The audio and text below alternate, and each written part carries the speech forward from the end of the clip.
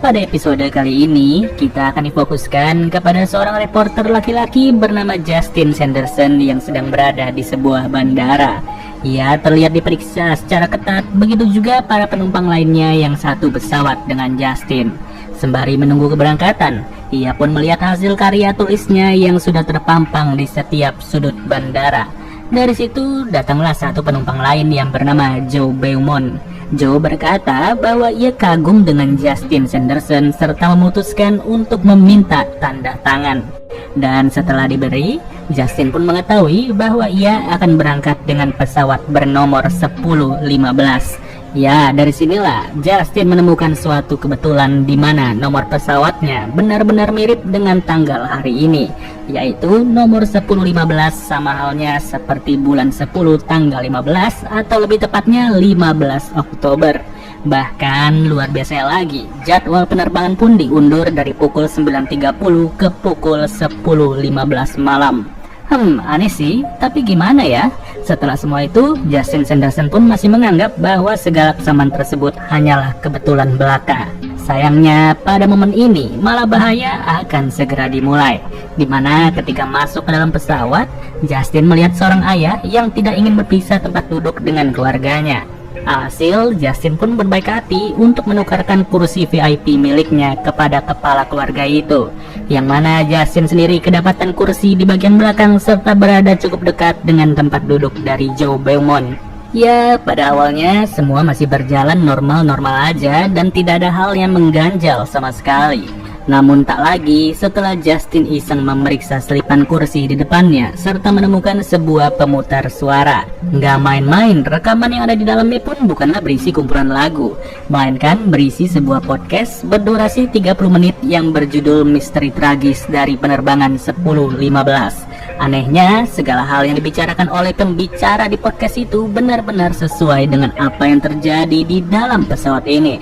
Dimulai dari para pramugari yang sedang memberi demonstrasi keselamatan, sampai kondisi di luar pesawat yang sedang hujan lebat. Dan belum apa-apa, si pembicara langsung berkata bahwa dalam waktu kurang dari 1 jam alias pukul 11.15, pesawat ini akan lenyap serta tak terlacak oleh radar. Gila sih, nggak kebayang kayak apa rasanya kalau berada di posisi Justin. Baru juga pesawat yang ia tumpangi lepas landas, ia udah mendapat berita kayak begitu. Di titik ini, si pembicara menjelaskan segala kejanggalan dari hilangnya pesawat 1015, di mana sempat disinggung juga nama Kapten Donner alias nama dari kapten pesawat di penerbangan itu. Untuk memastikan benar atau tidaknya nama tersebut, Justin sampai bertanya-tanya kepada penumpang di sebelahnya. Tapi penumpang itu nggak ingin meladeninya sama sekali karena Justin terus-terusan memaksanya untuk mendengar podcast tersebut. Dan setelah Justin duduk sendirian, ia kembali mendengar pembahasan dari si pembicara, di mana pada detik ini sang pembicara berkata bahwa pukul 10.21 seekor burung akan menabrak bagian sayap pesawat. Yang hebatnya, tepat pada pukul 10.21 hal tersebut benar-benar terjadi. Jelas dong, Justin panik setengah mati dan ia bergegas pergi ke dalam toilet. Selepas dari toilet, Justin langsung mengencangkan sabuknya serta terus-terusan memanggil pramugari. Manggilnya pun bukan hanya sekali, tapi diulang-ulang tanpa henti dan berujung para kru langsung merasa heran.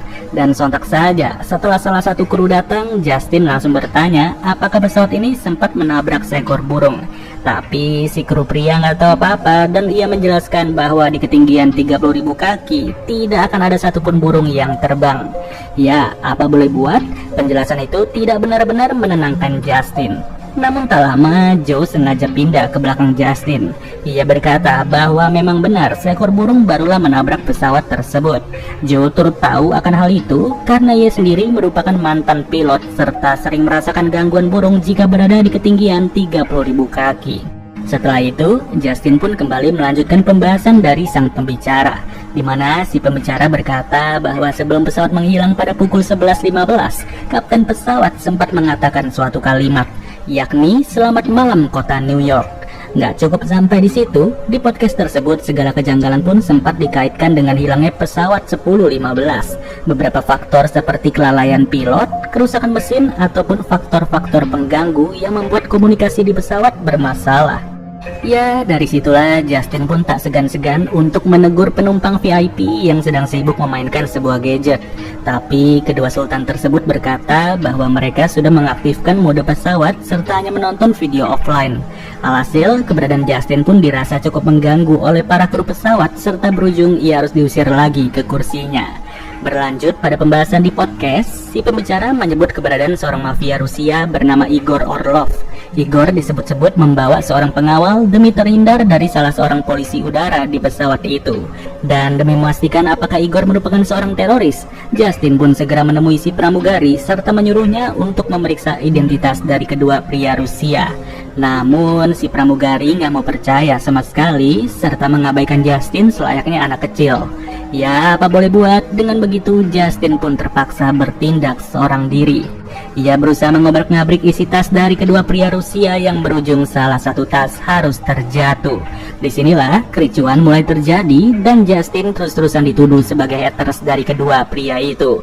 Yang mana kedua pria tersebut mengaku kalau mereka adalah pemain bola dari salah satu klub Rusia yaitu Spartak Moskow. Tak lama kemudian datang lagi salah satu pria Rusia dari kabin depan. Ia mengamuk-ngamuk serta merasa tidak senang dengan tingkah Justin yang sudah membuat ricuh sedari tadi. Dan selesai kejadian tersebut, Justin pun kembali dihampiri karena sampai detik ini ia masih saja berdiri tanpa henti. Yang secara terpaksa, Justin langsung dibawa ke kabin belakang serta diberikan kesempatan untuk berbicara.